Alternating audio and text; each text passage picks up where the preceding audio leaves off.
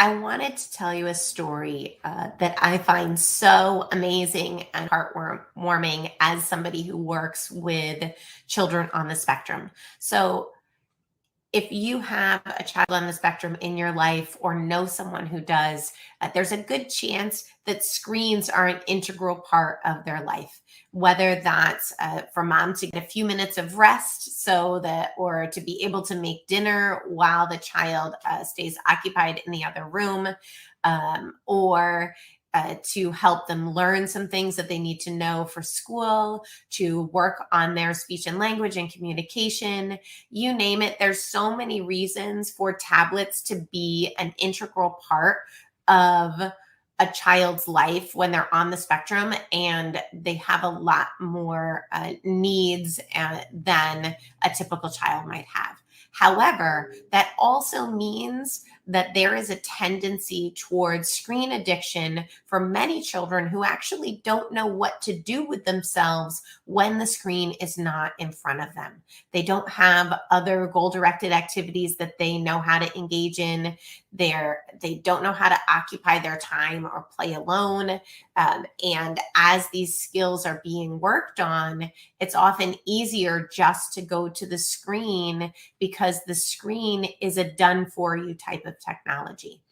So, that being said, I wanted to share a story with you about a little boy that I worked with many, many years ago that was very addicted to screens. When I did a school observation, just having the tablets piled on the teacher's desk waiting to be handed out to the students in second grade, he could not concentrate on his work because all he could see was that big pile of tablets.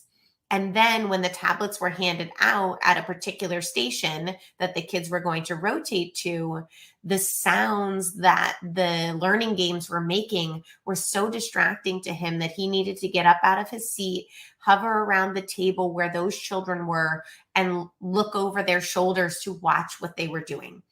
In his head, he was always making the sounds of all the different learning games, and he was perpetually distracted whenever an iPad or any other sort of tablet was nearby. Now, the other challenge was that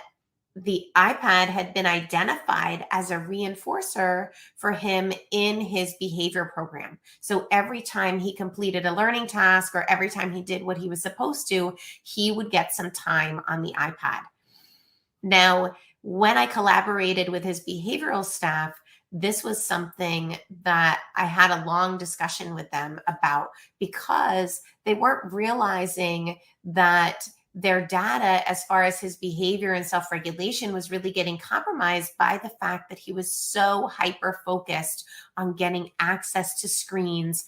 any time of day, all day, without any other replacement skills or activities that he enjoyed participating in. So once we had that conversation, they actually started using ride on toys and other types of activities in place of the iPad as his reinforcer and fading the access that he had to the iPad.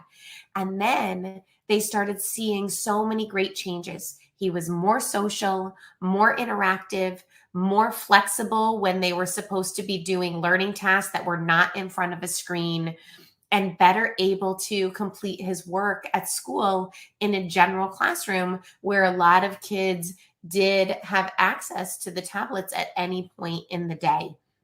So, just by shifting towards movement based activities that actually created some space in his head, gave time for creativity, gave time for him to be connected and socializing with the person who was facilitating the movement break with him, they were able to get so many more skills and decrease the focus that he had on the tablet because he had other things that he enjoyed doing.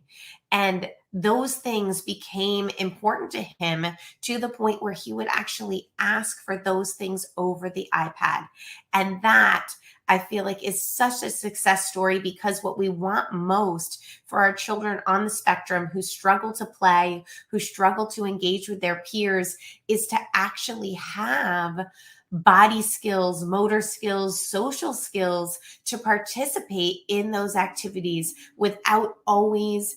retreating to the screen and the done for you technology as a coping strategy to make it through the demands of life.